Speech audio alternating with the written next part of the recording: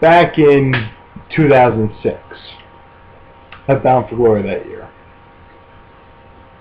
TNA made what I feel is one of the biggest mistakes in the history of their company. And that's saying a lot, seeing how many mistakes that they've made since that time.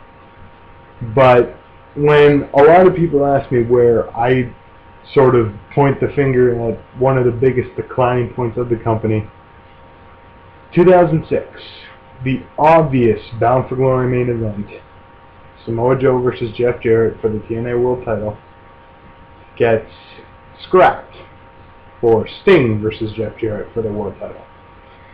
Now, in 2006, Joe was as hot as anyone could be on the roster. He was extremely over with the crowd. They really, really, really wanted him to win that belt.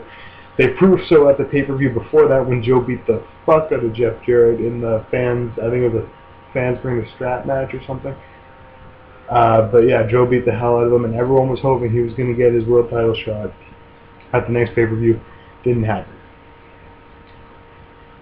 So instead of that moment where Joe should have won the belt when he was so over and it could have actually been a great turning point for the company, Sting wins it. And Joe does not become world champion until a year and a half later. Now, when he won the title, it was a nice moment, it really was. But all the heat, all the support, all the the fact that he was as over as he was, that wasn't there anymore. Okay? When he won the belt, it was just like, yeah, Joe finally won the belt. Who cares? So what? If he would have won in 2006, would have been a completely different story. Why am I telling you this story? Because the same thing just happened. It just happened again. This year, Robert Roode, in the past month and a half, has become the biggest thing in TNA. They did such a great job of putting him over on their TV, on Impact Wrestling. He's been the only thing that I really liked about the show in the past month and a half. I love the way they built him up, and they did a fantastic job of starting to point him as a main eventer and him as the next big thing of the company. You know, Robert Roode is a fantastic worker. He needs work on his mic skills, but Beer Money as the team helped him with that. And I just think he's like a perfect package kind of wrestler. And many people, including myself, predicted that he was going to win the belt tonight because TNA, like I said, did such a great job of putting him over. Didn't happen. It did not happen. This could have been a defining moment in the history of the company. This could have been something huge, something actually people would look back on and say, yeah, TNA fucking did that amazingly well. They made him a star. They turned him into the next big thing, into the next huge wrestler, the next main event, the next world champion, because they tried to do it with Crimson. That blew up in their faces, and that showed again tonight because he was definitely not over. But they did it again because Robert Roode is not the world champion. Kurt Angle, injured, might I add, is still the world champion. Now, I don't know if this is because they were stupid and overbooked the show and realized that the main event was only going to get like not even 15 minutes, and they wanted to have Robert Roode win it in a longer, more drawn-out match. That's fine, but that's their own fault. And whether the match was 5 minutes or 55 minutes, Robert Roode definitely should have taken the belt home tonight. And I am just really, really fucking pissed that they're not. The only reason I'm not yelling more is because I have roommates, and I'm guessing they're either sleeping or either way. It's not really good to yell at 11:20 at night. Anyway, it made me so mad, the fact that they did not put the belt on Robert Roode when everyone who's a fan of their company knows that they should have. So, alright, I guess I'll do a quick review of the show here.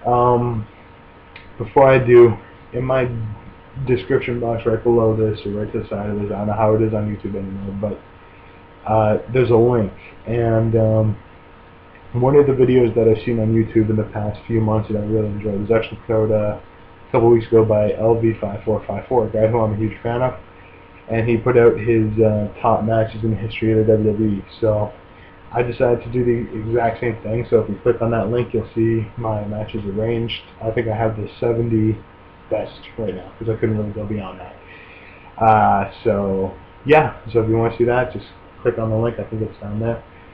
And tell me what you think. Leave me a comment here. You can leave me feedback there. I don't know, but try to. Anyway, okay, so the night kicked off with Austin Aries against Brian Kendrick. Like they did last month, this was a really good match.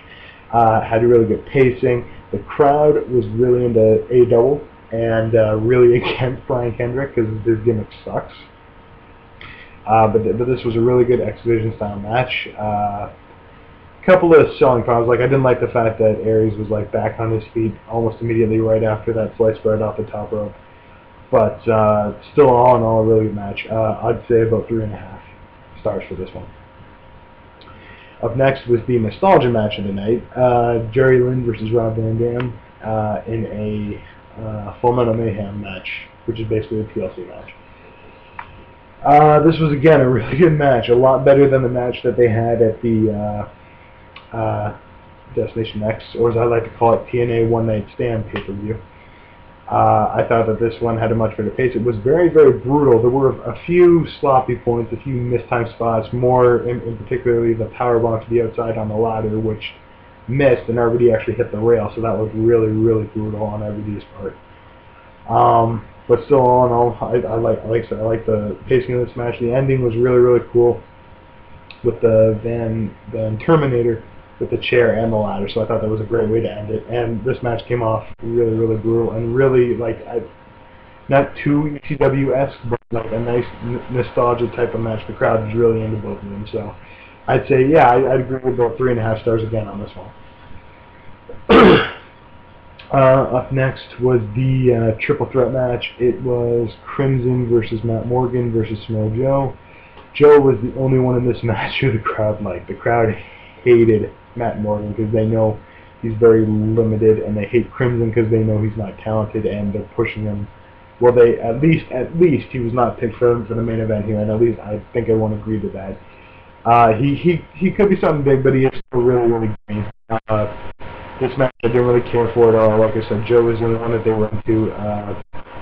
Crimson did like a nice little dive off the top rope, so I think they really popped hard for that because they didn't really expect it. The ending I thought was really weak. Matt Morgan hits a knee on Joe, and then he's sort of sewing it in the corner.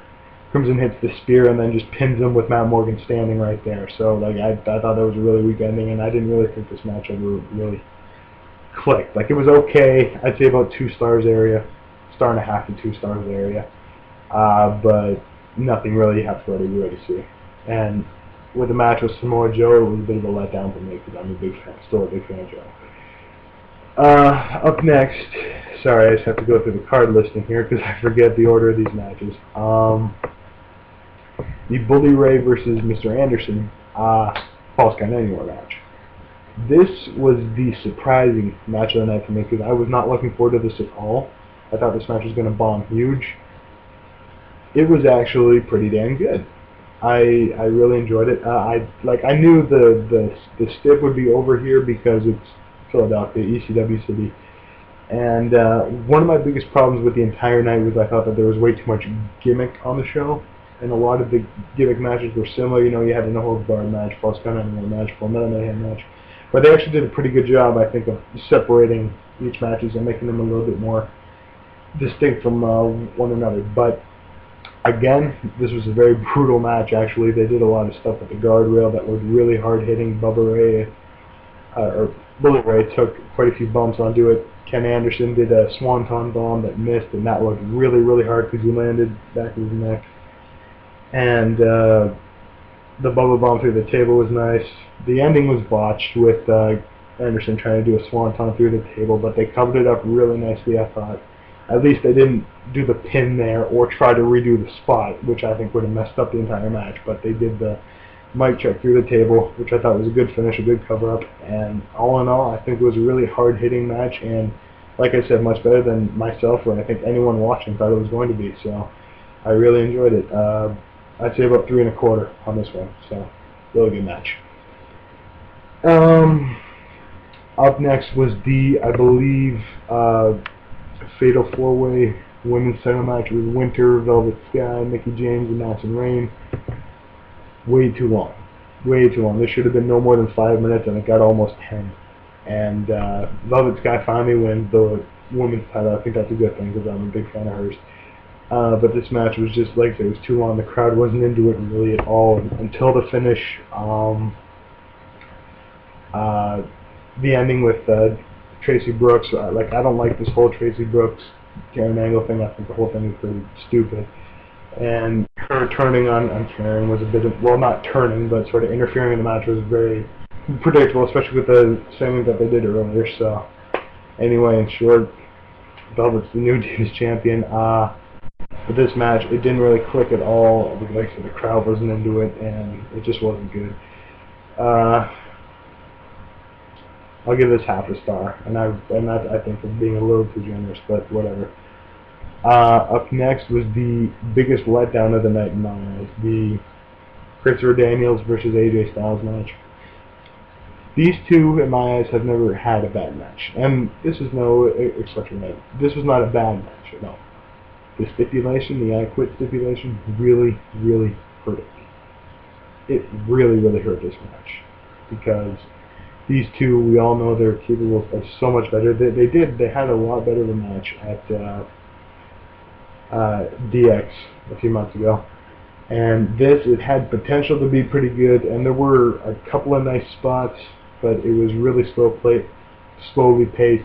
The crowd fell way out of it. They weren't into Daniels on the microphone really that much at all. The finish was really, really weak. It was very similar to the John Cena JBL finish. So like they weren't into that at all. The post-match stuff, I think that they were more into than the actual match. This was just a huge letdown for me. This should not have been an I Quit match. Should have been, I don't like in my eyes, it should have just been a one-on-one match. I don't like the fact that they made it an I Quit match just because the feud is going to go on from what they showed tonight. So it should have just been a one-on-one match. No stiff needed here. In my eyes, I'm not lying here, 2.5 stars.